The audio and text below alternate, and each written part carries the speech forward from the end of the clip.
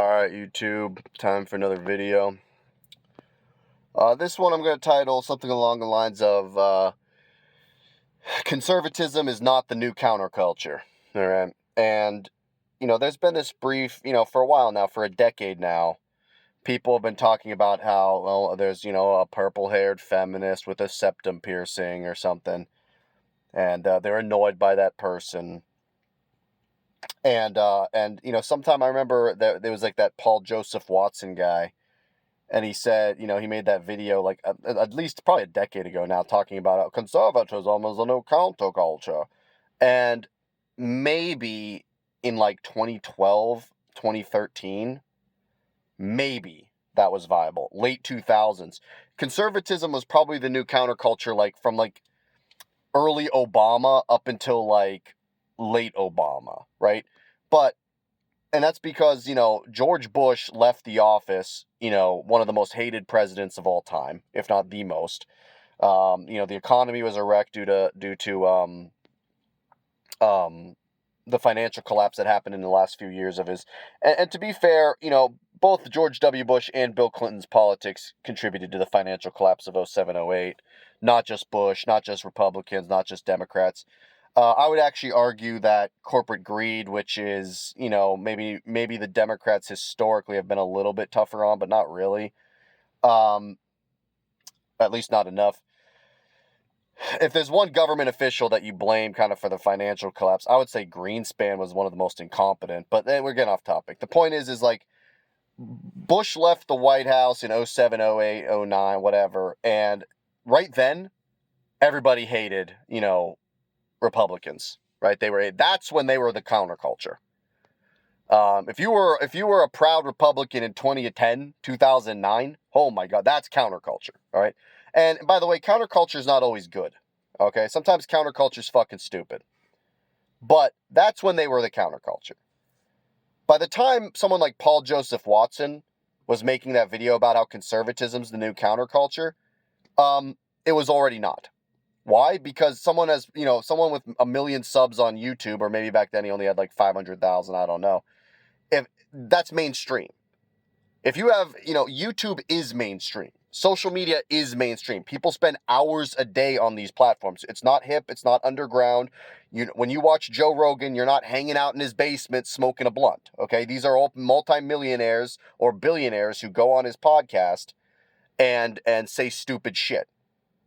Or the flavor of the week, flavor of the month, whatever, maybe he gets it wouldn't surprise me if, I don't think this happened, but it wouldn't surprise me if when that Hawk Tuah chick went viral last year, Joe Rogan got her on the podcast, just like some flavor of the month dumb bitch. But conservatism, by the time, people were making videos about how conservatism is counterculture, it was already not. There was a brief moment because of how much the Bush administration was a fuck up, where you could argue conservatism was counterculture. For the past 10 years, since 2015 or so, even under the Biden years, conservatism was kind of the mainstream. You go online, which is where everyone spends all of their hours a day on nowadays, and there are way more memes shitting on feminism than there are, shitting on Trump. There's some people shitting on Trump, but it's not really like the meme culture. People are still stuck in this, thinking that it's kind of like when they interviewed a bunch of incels 10 years ago and they were all hating on Paris Hilton. Paris Hilton wasn't relevant 10 years ago. I think she's now finally coming back with a movie or TV or whatever. But in 2015, 16, they were hating on women who were relevant 10, 12 years ago from that point. Like Paris Hilton, how is she wasn't relevant in 2015. And the same thing goes now where it's people are stuck in, maybe it's not 2007 anymore where that they're stuck in. Maybe they're stuck in 2015, 2014 or something like that, where they still think that this is they still think that Anita Sarkeesian is important. No one cares about her anymore. She's just she makes some videos and it's you're still obsessed over this shit. And it pisses me off because, from day one, I always viewed Gamergate as fucking bullshit anyway. It was mostly, yes, there's a lot of dudes out there. We wish we had girlfriends. And we then, the difference is how you handle that issue, right? Like, yes, I'm lonely. I wish I had a girlfriend. And I will say, I do have some issues. I do think there's some criticisms of feminism. For example, I do think that, like, ending of gender roles, I don't see it really happening as much as anybody claims. I mean, in order to end gender roles, I think, I hate to say it, but, like, men, we have to be more interested in, not objectifying women in certain ways physically, but women have to be also, like, I know a lot of women who claim to be feminist and they wouldn't come close to dating a guy even a year younger than them because they view that as dating their little brother. Or they wouldn't date a guy shorter than them because they view that as cute and not, like, manly or something. So it's like, everybody's keeping these gendered expectations alive. Liberal people, conservative people, men, women, you name it. So I don't know if I completely agree with feminism on that. Like, I don't think stay-at-home husbands are ever going to really be this, like, super popular thing. It's never going to be 50%, 50-50 ratios everywhere. Like, that kind of stuff is kind of, I just disagree with on the extreme feminism and feminist movement on. With that said, it doesn't mean abortion rights should be taken. Fuck that. That's horrible. And again, conservatism being the counterculture. Again, there was a brief moment during the earliest parts of Obama, where Obama memes were everywhere. People loved Obama in 08, 09, 2010. Obama was very, very beloved. Then people started to sour on him. A lot of people on the far left thought he wasn't leftist enough. They thought he was going to be this, hope and change was a big platform of his. And, some of the stuff that he got, some of the issues is just political gridlock in general.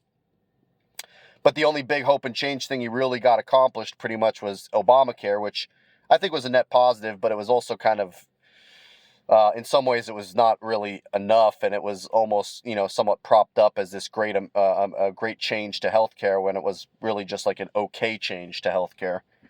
But Obama, I think people started to view him as a disappointment, and unfortunately, Trump then kind of took advantage of the disappointment, combined with the fact that the far left, the apathy of the far left in certain ways, especially online, there's a lot of far left apathetic people, when in reality, a center left candidate, I mean, I don't even know if I'd call Kamala center left, but I don't think she would have been that bad. And I've been saying this for a while now. I voted for her, and I have criticisms of the far left. I have criticisms of even, the militant, certain aspects of, say, socialism, progressivism, feminism, and all that stuff. There's some things I like about those movements too, though, I will say. For example, I want a single-payer healthcare system, and I want, if a woman wants to start a business or be the president, I don't want to tell her no. I don't want to force her that she can't do those things. That's fucked up too. But when things don't happen in perfect 50-50 ratios everywhere, it's not always because of the patriarchy. Okay, so that's where I disagree with the far left on. With that said, there's also a bunch of dumbasses who climate change, that's caring about flowers and trees, that's gay, so I'm not going to do that. Conservatism's the new counterculture. It's like, dude, there's a reason why every one of these insurance companies are trying to dip the fuck out of Florida, California. Why do they want to? Why do all these insurance companies, especially property, why do they want to all dip out of these states? Because Florida is increasingly just getting fucked up due to climate change. And guess who's going to be saddled with the bill? The Florida government will be. Because they'll have to offer a state-run insurance, and it'll probably be very expensive because Florida will have a bunch of claims, and those claims will have to be, paid out by the other owners, but the other owners will also be filing claims. So it'll be kind of there won't be any sort of pool. Like, the whole premise of insurance is when you pay a monthly premium for insurance, there's a small amount of claims happening in any given month, year, whatever, and the goal is to increase the insurance pool as large as possible. Well, if everybody in your state is filing claims, I mean, that means it's like almost the whole premise of insurance kind of actually falls apart. So there's that. But that's another topic for another time. The main issue I see is, though, anybody who sits here and says conservatism is the new counterculture, you're stuck in 2011, 2012. That was maybe when you could say it was counterculture. And by the way, again, like I said, counterculture doesn't always mean good. But since 2015 or so, no. I mean, even during the Biden years, there were plenty of people on the left who were afraid to even say they liked Biden. I don't know anybody I mean, Trump people are some of the loudest, insecure, but loud as fuck people you'll ever meet. So yeah, take that for what you will. Conservatism was, when Paul Joseph Watson made that video 10 years ago, it was already too late. It was already mainstream. Conservatism has not been the counterculture for at least 12 years. Well, I'll say at least 10 years, maybe 12. Just my thoughts, and I'm out.